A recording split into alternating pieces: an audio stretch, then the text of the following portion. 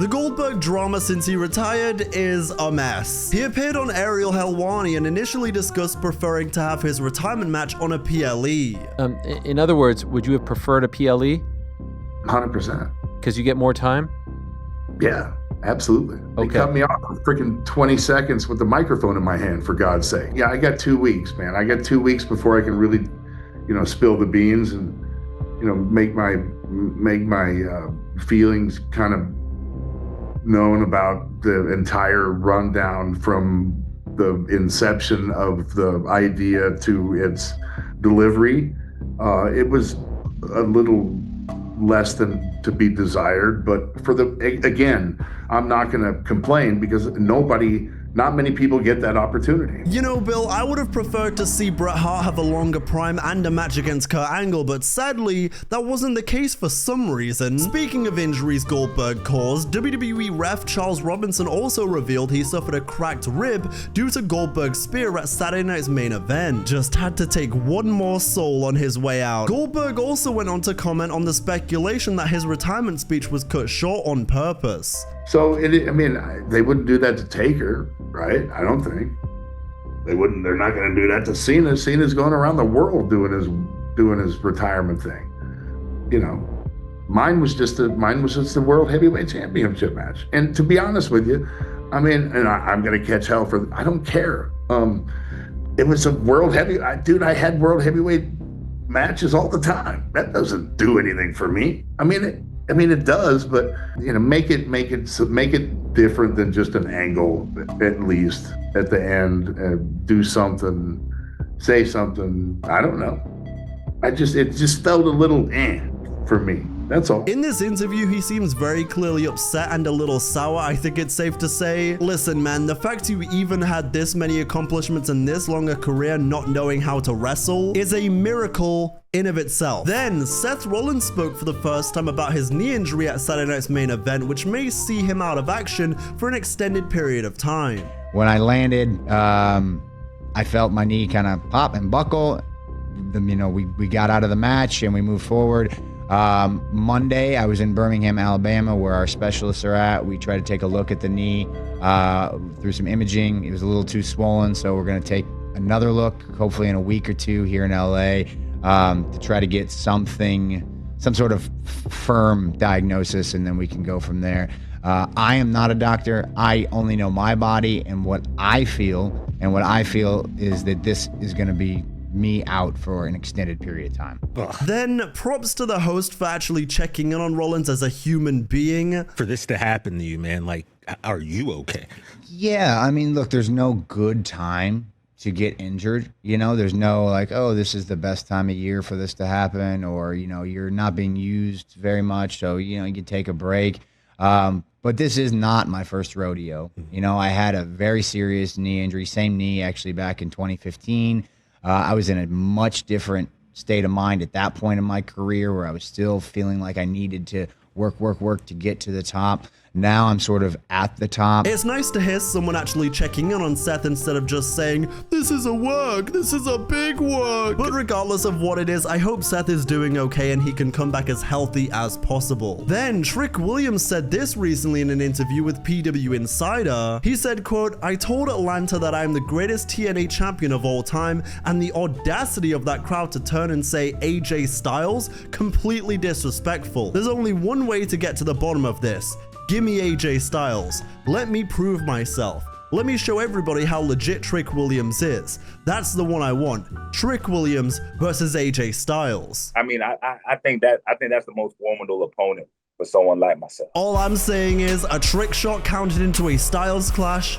We will be there. Then Jelly Roll was on the Pat McAfee show this week discussing his training before his SummerSlam match. Undertaker comes in with Michelle, his wife, and they come in and they go, hey, we just want to watch for a minute, just kind of chill. Is that cool? I was like, yeah, for sure. This is who he is as a human. The entire 3-hour session, him and his wife stood on those ropes and just gave me pointer after pointer, and the most Kevin O and Jacob Fatu came in and wrestled with me the other day for like 3-4 hours.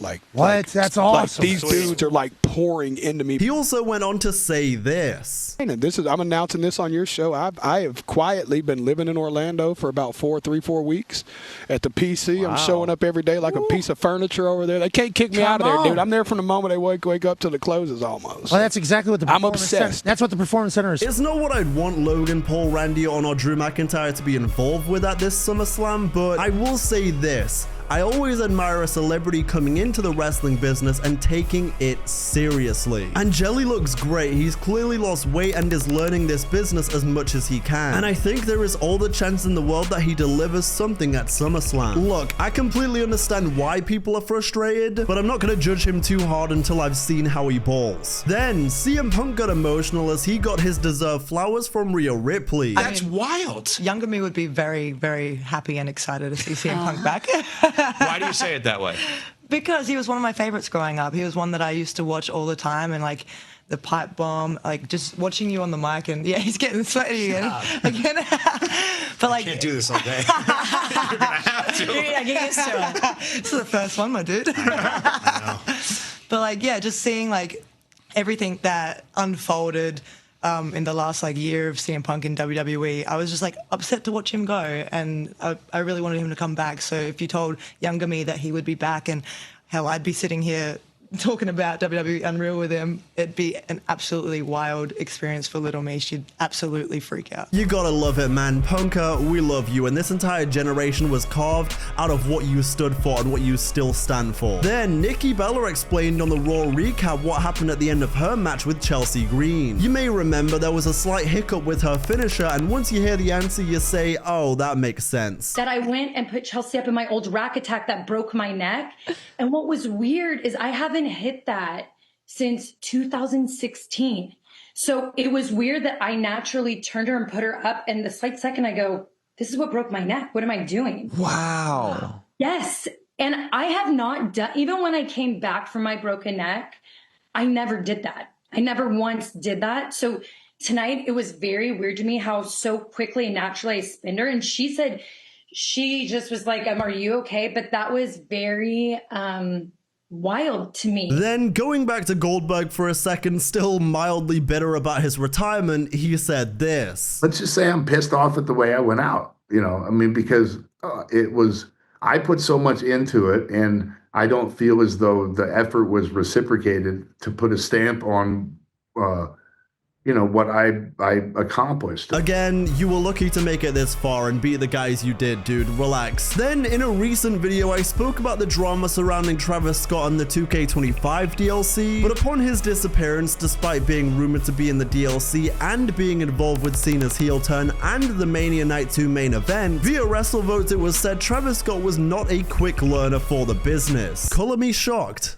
Color me surprised, which is probably why that rumored match at Money in the Bank was scrapped, which ultimately led to the return of Ron Killings, so I have to say we all won on that exchange. Then, in other news, El Grande Americano has been announced for another AAAR event on July 25th, which I'm glad that whoever is under that mask is getting more chances to wrestle. On an unrelated note, get well soon, Chad Gable. Come back soon. Love you lots. Then in wholesome news, Maya Lesnar has made it official with NFL linebacker from the San Francisco 49ers, Drew Moss. She is having one hell of a summer, from shot put record breaker to this. Shout out to Maya Lesnar. Then in more wholesome scenes for your Thursday, take a look at this fan dressed as Jacob Fatu meeting Jacob Fatu.